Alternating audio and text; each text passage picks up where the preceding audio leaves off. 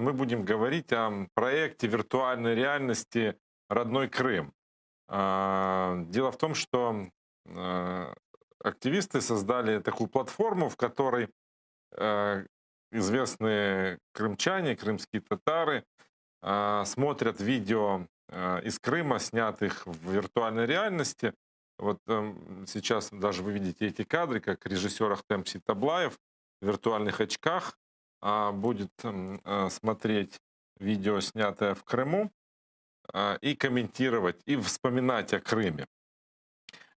Уже есть ролик с Ахтемом Ситаблаевым и с лидером крымско-татарского народа Мустафой Джемилевым. И вот об этом проекте мы поговорим с одним из его авторов и создателей, журналистом Богданом Логвиненко. Он с нами на связи. Добрый вечер, Богдан. Доброго вечора. Расскажите нам, пожалуйста, как возникла идея и почему виртуальная реальность, как выбирали персонажей, участников, героев?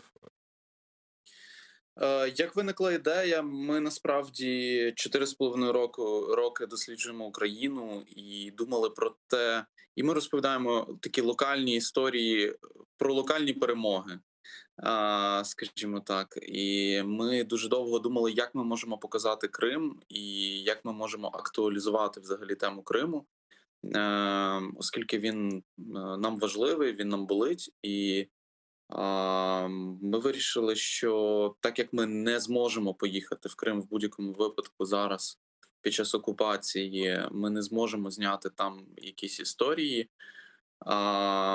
Ми можемо показати, і ми показуємо доступність різних регіонів України. Про Крим ми можемо зняти історії лише про недоступність. І як на мене, те, що тисячі людей просто не можуть потрапити до Криму, і ми і спробували показати через віртуальну реальність. Тобто ми обрали насправді, напевно, одних із найбільш відомих кримчан, які змушені були виїхати, і, власне, через них показали їхній рідний Крим і рідний для всіх нас. Ну, это Мустафа Джемилев, Ахтем Ситаблаев, а кто еще? Ще буде Олег Сенцов і Джамала. Это видео связаны с ними, их города, Так, це поселки. Расскажите поподробнее, как вы это видео снимали? Это какая-то специальная съемка? Вы ездили в Крым? Как это все происходило?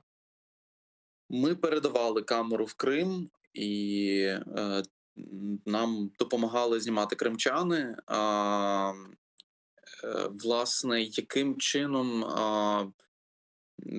ну, ми в першу чергу запитували самих героїв, які місця для них є найбільш близькими, які б вони хотіли побачити. І кожен із них нам розповів про свої 3-4 місця, які ми після цього знімали і у VR, і не лише у VR, бо по завершенню цих 4 VR-відео вийде теж таке одне загальне об'єднуюче відео, де власне, ми трошки більше покажемо кожного із героїв.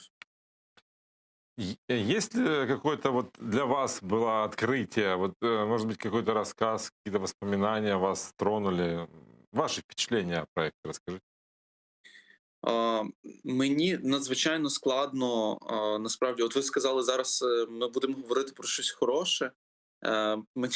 Мені насправді надзвичайно складно дивитися, як люди, які не можуть потрапити до Криму, і для яких Крим став недоступний, яким чином вони переживають ці емоції, бачачи свої власне рідні місця. І хтось більш емоційно, хтось менш емоційно, але все одно відчутно, наскільки не вистачає Криму. І як тільки ми запустили, ми також попросили всіх, хто може поділитися своїми якимись архівними фотографіями, чи, можливо, хтось зараз із фотографів, які є в Криму, могли би нам прислати фотографії.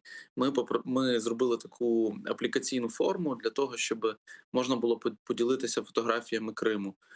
І в мене після цього буквально вся стрічка в Фейсбуці стало в фотографіях Криму. У мене багато різних фотографів в друзях.